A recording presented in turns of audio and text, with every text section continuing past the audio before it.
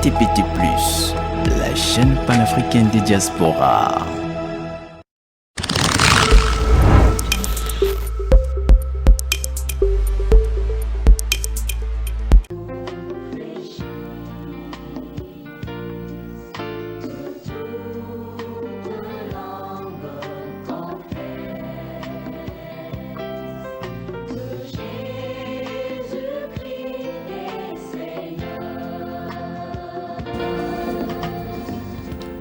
Bonsoir chers téléspectateurs, que le Seigneur vous bénisse richement de partout où vous êtes en train de suivre l'émission Le Degré de l'Éternel qui vous est donc proposée par l'Église La Sainte Doctrine de Jésus-Christ au Congo-Brazzaville, précisément dans la ville de Pointe-Noire, au quartier Makaïbo 418, après la station Afrique, la deuxième ruelle de la ruelle, la cinquième parcelle à gauche. Cette émission a pour but de ramener tout être vivant à l'obéissance parfaite de la parole de Dieu, selon les Saintes Écritures dans le livre de Philippiens 2, 9 à 11. Alors nous n'allons pas continuer cette émission sans pourtant rendre gloire au Seigneur Jésus. Merci pour ton nom, ta présence, ton amour. Te sommes infiniment reconnaissants pour tes bienfaits. Merci pour ton décret. Au nom de Jésus-Christ de Nazareth. Amen. Amen. Alors, comme vous l'avez su le constater, je ne suis pas seul sur ce plateau. Je suis en compagnie de l'homme de Dieu, le serviteur que le Seigneur ne cesse d'utiliser, le pasteur Ongué Roger, en compagnie de la servante de Dieu, la sœur Chancellevie. Alors, bonsoir à vous, pasteur. Bonsoir, Madame Maoundi. Bonsoir à la sœur. Bonsoir. Alors, pasteur, quel est votre mot d'introduction? Non, j'ai bien le Seigneur. Il nous a fait grâce pour que nous puissions encore parler de lui et aider nos frères et sœurs à connaître encore davantage le Seigneur.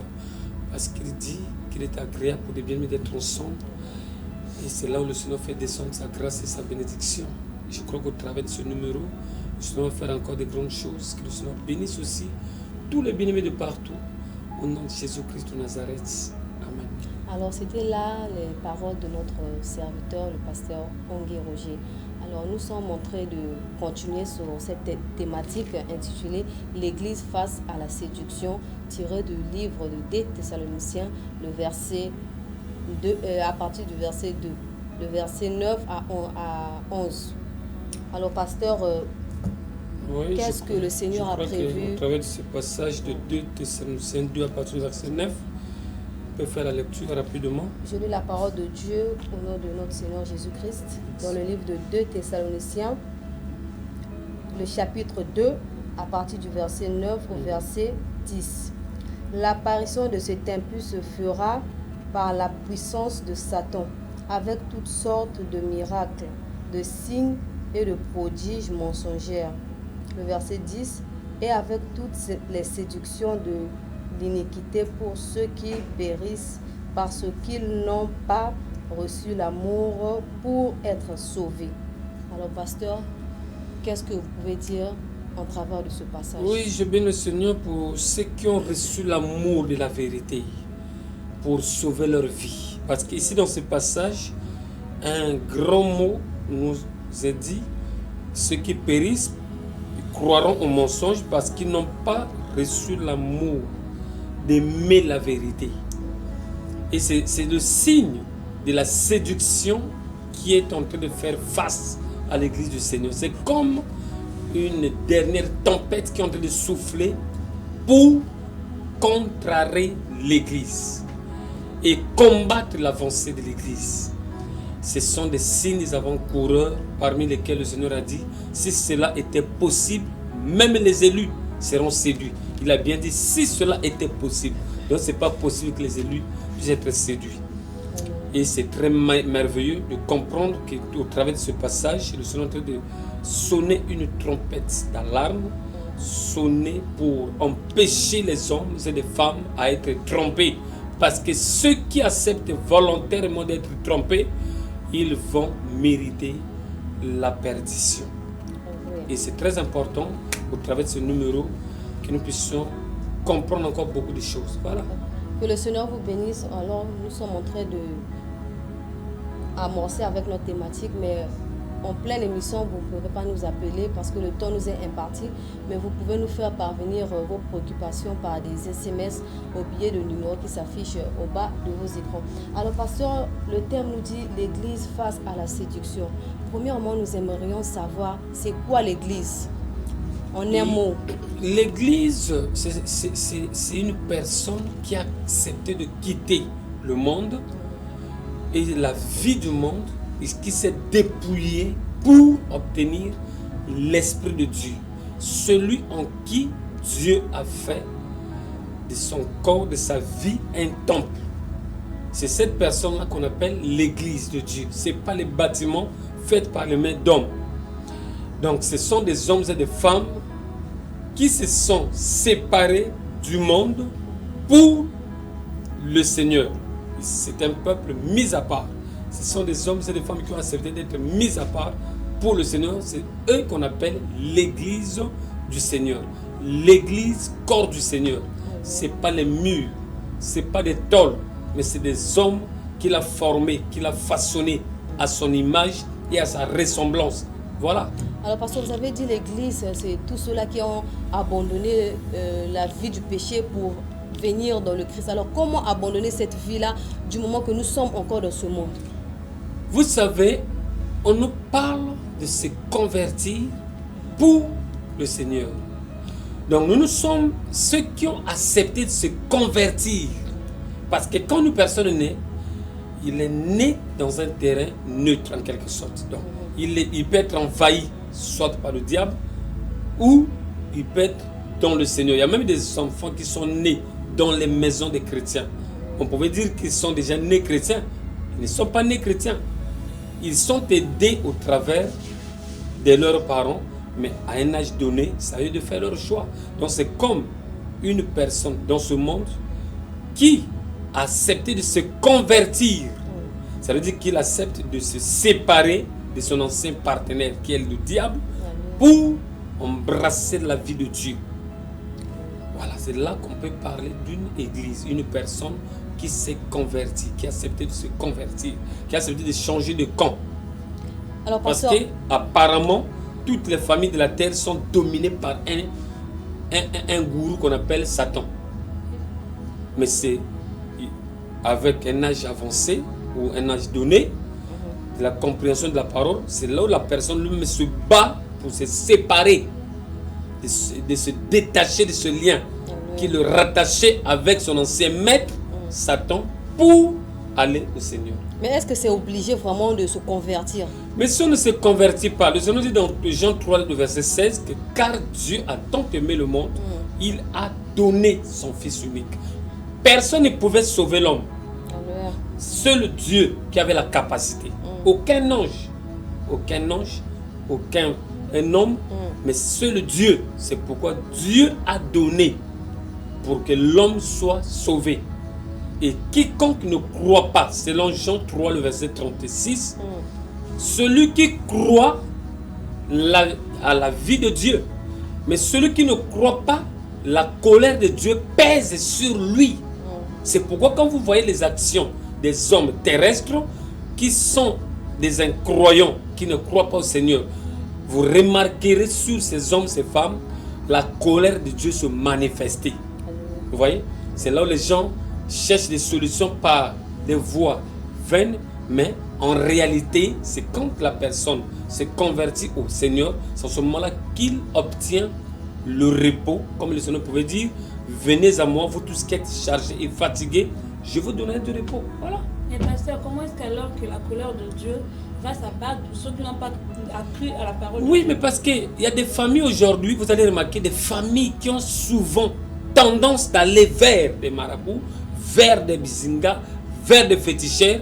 Ce sont ces familles-là, quand vous les remarquez, ils souffrent. Il y a comme si une continuité de liens. En réalité, surtout en Afrique, les gens aiment toujours aller chercher à savoir qui est l'auteur de cette malédiction. Mais l'auteur de cette malédiction qui est en train de ronger la famille, qui est en train de détruire la famille, c'est l'absence de la foi en Dieu, en Dieu créateur. C'est ça le signe de la malédiction. Alléluia. Quand quelqu'un n'a pas cru au Seigneur, le sauveur de l'humanité, cette personne est perdue.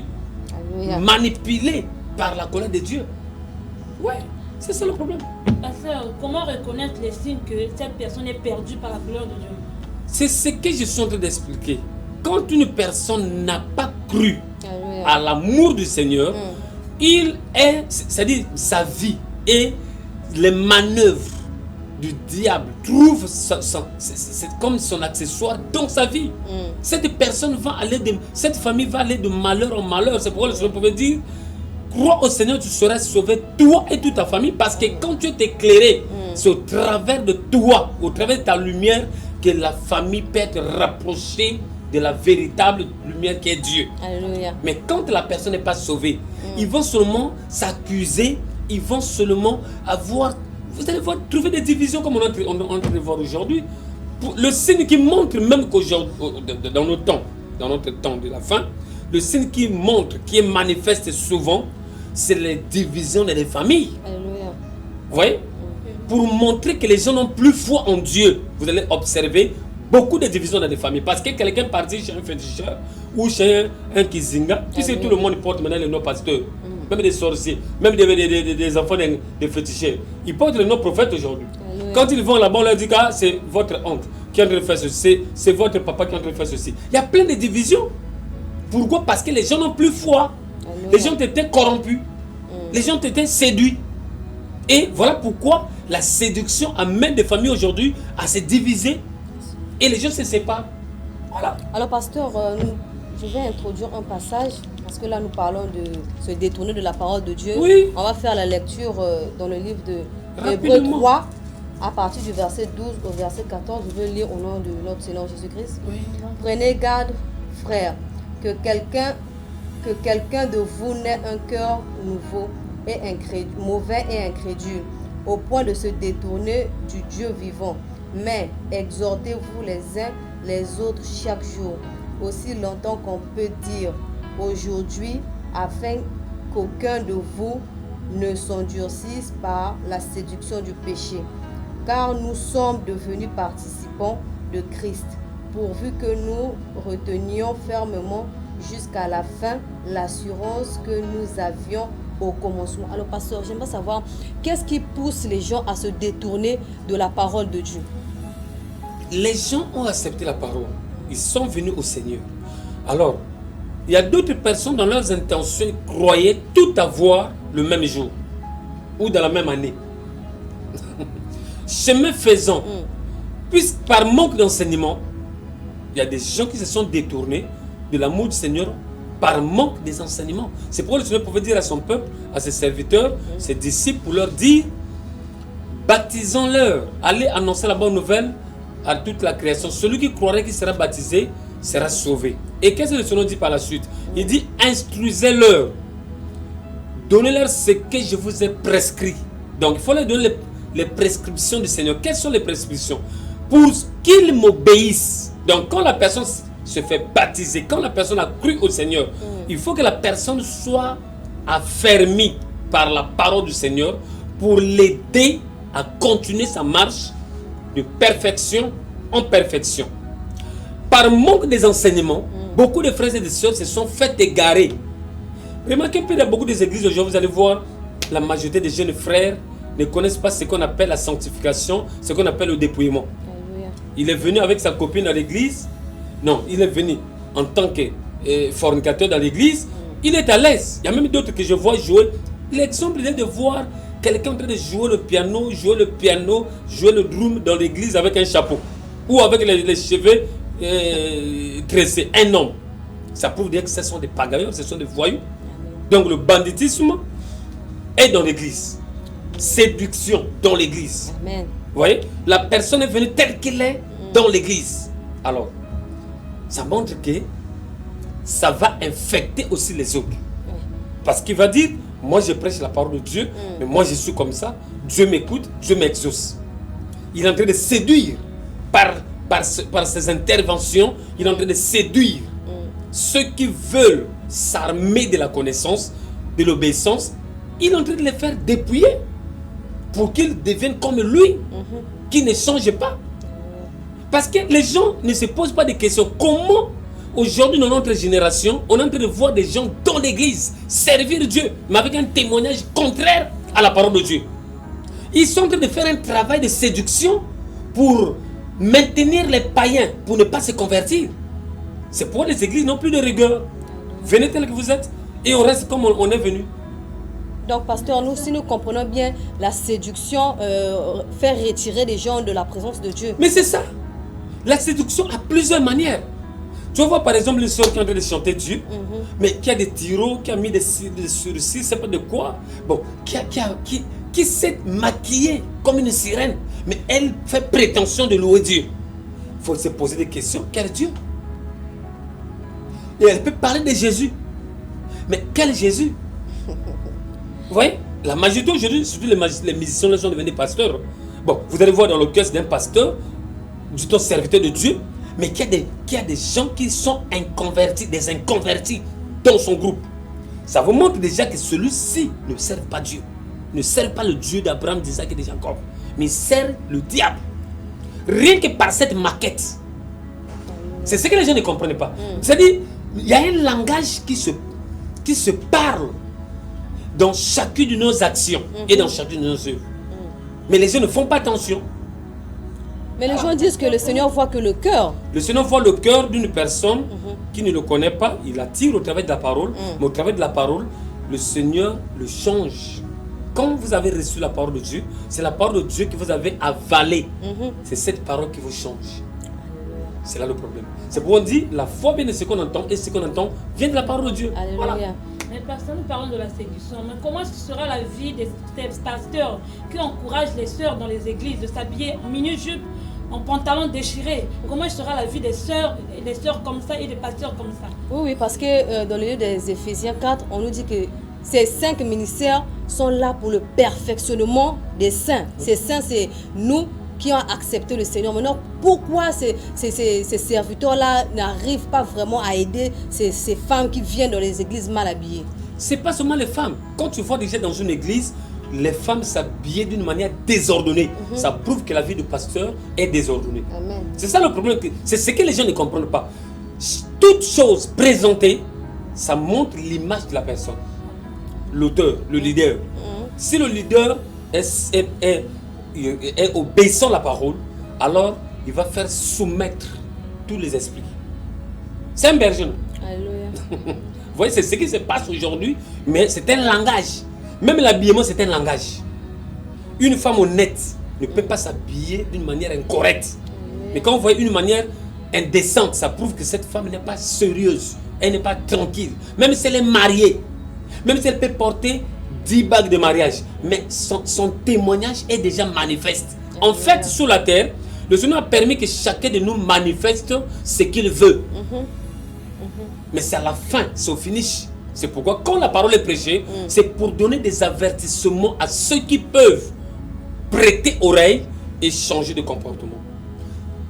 Toutes les circonstances qui peuvent s'abattre sur la terre, parce qu'il y a d'autres personnes qui peuvent dire, oui, moi si j'ai vécu comme ça, c'est parce que je n'avais pas un soutien. Mais on avait des femmes qui ont vécu comme selon la parole de Dieu, malgré des souffrances, ils ont attendu le moment de Dieu et Dieu les avait bénis. On a vu des gens. Mais si aujourd'hui quelqu'un peut donner des raisons parce que avec Dieu il n'y a pas de ces raisons. Dieu qui a créé le monde sait qu'il est en train de nourrir des oiseaux. S'il nourrissait des oiseaux, s'il est en train de nourrir des oiseaux, ça veut dire qu'il peut faire nourrir aussi des gens. Alléluia. Donc il n'y a rien dans ce monde qui peut faire justifier une personne devant le tribunal de Dieu. Alléluia. Ce n'est que la parole. Parce que la parole que vous avez écoutée, qui vous a transformé, c'est cette parole qui va vous faire échapper du jugement de Dieu. Alléluia. C'est ce que les gens ne comprennent pas. Alors, parce qu'aujourd'hui, nous voyons aussi des femmes, comme nous venons de dire, mal habillées dans l'église du Seigneur. Qu'est-ce qui pousse ces sœurs à venir vraiment mal habillées dans l'église? C'est pourquoi même quand vous exhortez une personne, quand vous évangélisez une personne et que la personne s'intéresse, il faut lui montrer pour aller devant la présence de Dieu, voilà comment il faut se tenir. Voilà, c'est ça le problème. Il faut situer la personne. Ou pour aller dans une mosquée, on ne peut pas rentrer n'importe comment. Mais pourquoi dans les églises, les gens rentrent n'importe comment? C'est ça le problème. Pendant ce temps, on dit que nous sommes dans la vérité et ils sont dans le mensonge. Mais pourquoi il y a le contraire? Parce qu'il n'y a pas la rigueur. Alléluia. C'est ça le problème. Ah oui. Mais s'il n'y a pas la rigueur, c'est que ce sont les hommes de Dieu qui n'arrivent pas à mettre la rigueur Un dans homme les de églises. Dieu doit mettre de l'ordre dans sa maison, comme aussi dans l'église. Quand il n'y a pas la rigueur, ça veut dire que c'est un chemin large, où chacun peut venir comme il veut. Le problème du pasteur, c'est seulement l'argent. Pasteur, Mais c'est comme ça, non? Voilà. Pasteur, vous avez parlé Vis de comme tu l'homme veux, de Dieu. mais moi, il suffit que tu me donnes mon argent. Un homme de Dieu doit mettre la rigueur partout, en commençant chez lui à la maison. Oui. Il y a d'autres femmes On de nous fait savoir pasteurs, que ça reste 10 minutes, oui. à la maison, elle s'habille en pantalon, de tout ce qu'elle veut. À l'extérieur, elle met les pannes et s'habille convenablement.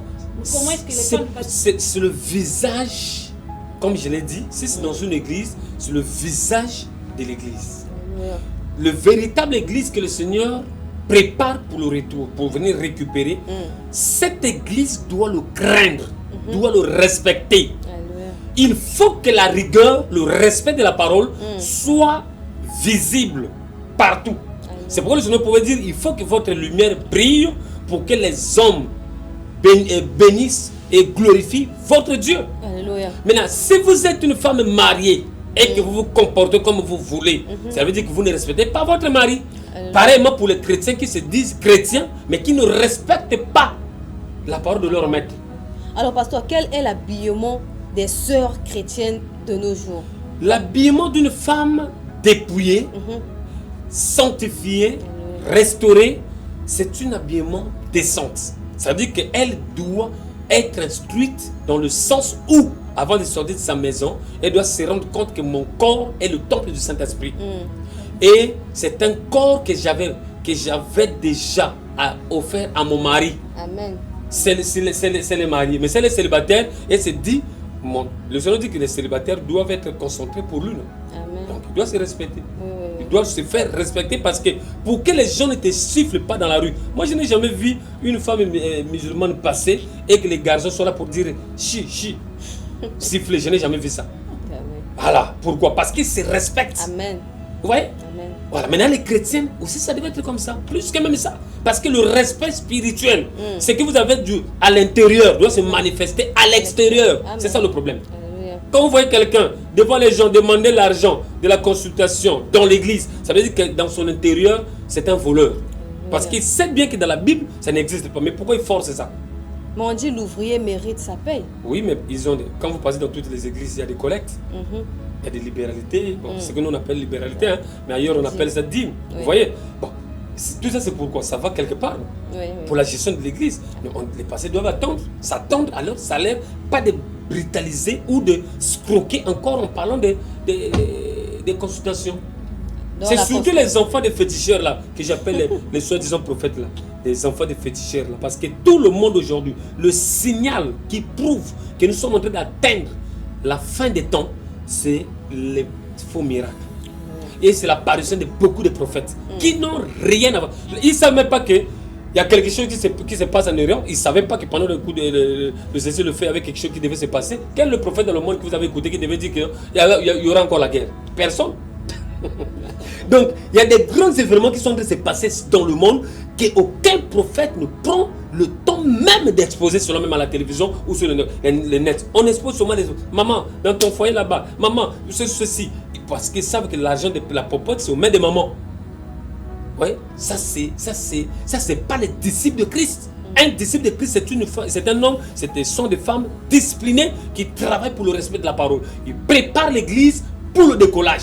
Ils doivent avoir un environnement assaini par la parole de Dieu. Alléluia. C'est comme ça qu'on peut attendre le retour du Seigneur. Alors, Alors- vous avez parlé du respect. Mais comment est-ce que l'église doit aider les sœurs qui s'habillent mal au temps de la fête, au temps qui s'appellent... Il faut que la personne, quand elle arrive à l'église, que l'église ait déjà prévu les moyens.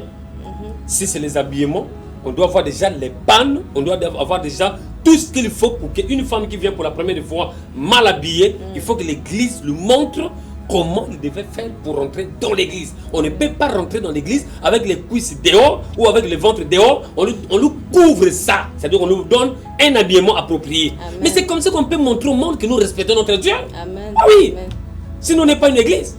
Alléluia. Voilà. Alors, pasteur, nous sommes dans notre thématique, l'église face à la séduction. Alors, j'aimerais savoir, cette séduction, est-elle spirituelle ou est-elle charnelle? Elle est d'abord spirituelle parce que quand elle vous a corrompu, on nous fait savoir que ça nous reste 5 minutes, quand elle vous a corrompu spirituellement, quand vous êtes déjà détruit spirituellement, elle manifeste sa couleur physique.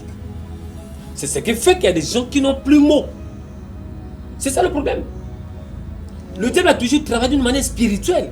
Et quand il vous a déjà abattu, maintenant il vous montre, il vous expose à l'extérieur. Voilà quelqu'un par exemple qui fait son album, mais qui chante, mais avec les signaux de l'ennemi. Ça veut dire qu'il a eu un contrat avec Satan en cachette.